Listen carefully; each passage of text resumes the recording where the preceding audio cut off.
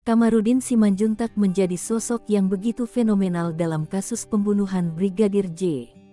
Kamarudin Simanjuntak menjadi sosok yang begitu dicintai masyarakat dalam penuntasan kasus pembunuhan berencana yang terjadi kepada Brigadir J atau Nofriansyah Yosua Huta Barat. Banyak yang kemudian bertanya, siapa sosok Kamarudin Simanjuntak sebenarnya? Kamarudin Simanjuntak yang merupakan seorang pengacara yang lahir di Siborong-Borong pada tanggal 21 Mei tahun 1974. Saat ini Kamarudin Simanjuntak akan berusia 49 tahun. Tapi karena kerja, apa mungkin terlalu berat siang malam membaca dan sebagainya jadi wajah lebih boros daripada yang sebenarnya, tuturnya sambil tertawa. Sejak kecil, Kamarudin sudah dikenal sebagai sosok yang pemberani. Sejak kecil Kamarudin sudah sering menangkap penjahat baik itu dari kalangan anak-anak maupun dari kalangan orang tua. Adapun penjahat yang dimaksud oleh Kamarudin adalah orang-orang yang suka mencuri di lahan milik orang tuanya. Diketahui bahwa orang tua Kamarudin Simanjuntak memiliki lahan pertanian yang cukup luas, namun ia mengaku kondisi ekonomi mereka tetap tidak meningkat akibat harga hasil pertanian yang rendah.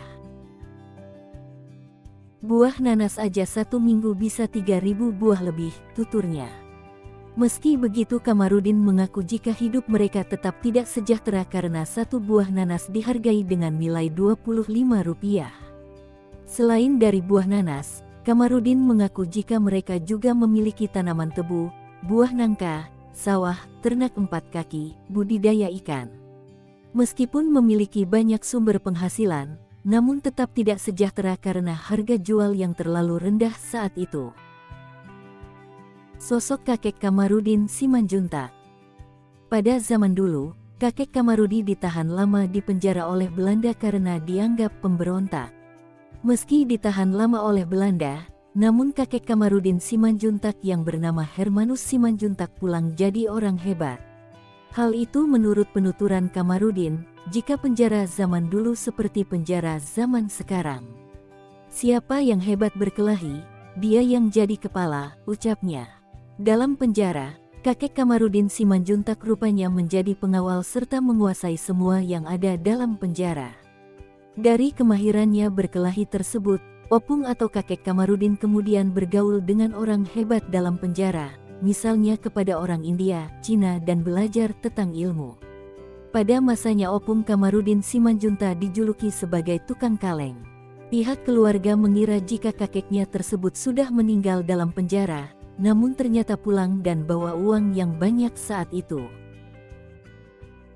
Kamarudin bahkan mengatakan jika pada tahun 1930, kakeknya sudah punya mobil Ford sebanyak 3 unit.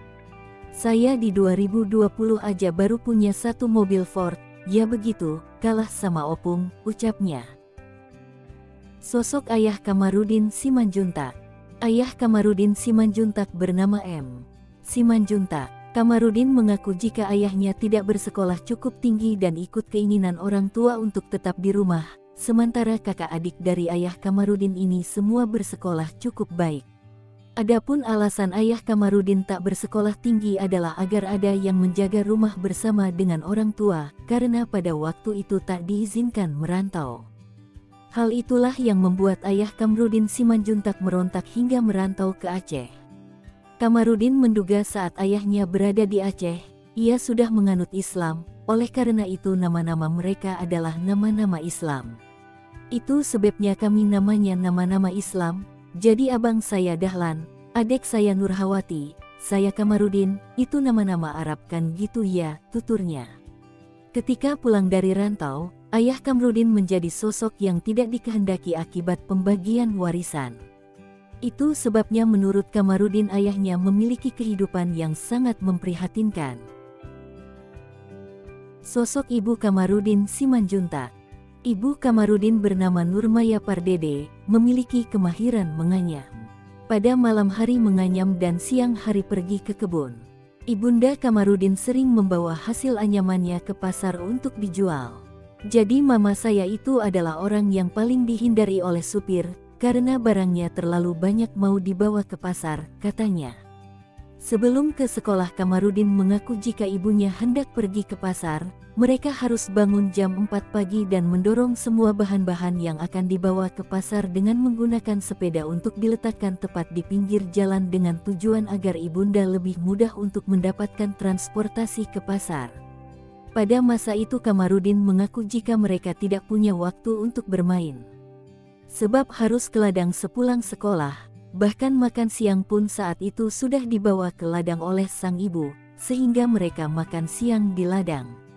Pulang dari ladang sudah jam 7 malam dan saat itu juga ibu Kamarudin baru memasak untuk makan malam. Tak berhenti sampai di situ, setelah pulang ke rumah Kamarudin dan saudaranya membantu ibunda untuk mengiris singkong untuk dibuat tepung. Hidup di desa.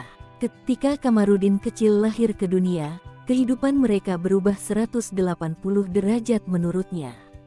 Saat itu Kamarudin lahir di daerah Siborong-Borong, sebuah pedesaan yang dikelilingi oleh perkebunan. Ia lahir di rumah tanpa bantuan medis dan saat itu belum ada jaringan listrik. Kamarudin Simanjuntak merupakan anak keempat dari 8 bersaudara. Mereka bekerja keras untuk membantu orang tua sepulang sekolah hingga malam hari ketika sampai di rumah. Setelah membantu kedua orang tua, Kamarudin mengaku baru bisa mengerjakan PR sekitar mendekati pukul 9 malam. Saat itu di desa tempat Kamarudin tinggal, belum ada jaringan listrik sehingga mereka masih menggunakan lampu obor.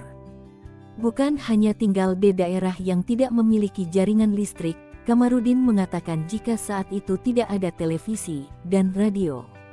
Karena keuletannya Kamarudin sudah memiliki tabungan sejak duduk di bangku SD. Hal itu karena ia membantu berdagang dengan ibunda tercinta, dan menjual dagangan tersebut dengan harga 2x lipat dari harga pasar. Dari situlah ia mulai menyisihkan kelebihan untuk tabungan, sehingga pada waktu duduk di bangku SD, Kamarudin sudah memiliki banyak ternak bahkan hingga berjumlah ratusan ekor. Kemahiran berdagang Kamarudin membuatnya menjadi sosok yang tangguh, sebab di usianya yang belia, ia justru lebih memilih bekerja mencari uang daripada bermain. Jadi lebih banyak uang saya daripada ayah saya, ucap Kamarudin. Ia mengaku saat duduk di bangku SMP, dirinya sudah memakai sepatu yang terbilang keren pada zaman itu dari uangnya sendiri.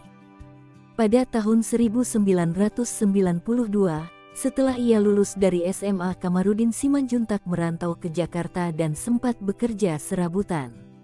Pada tahun pertamanya ia merantau ke ibu kota, hidupnya bisa dibilang sangat paceklik. Ia pernah tinggal di bawah jembatan selama 3 bulan karena tidak memiliki uang untuk membayar kos.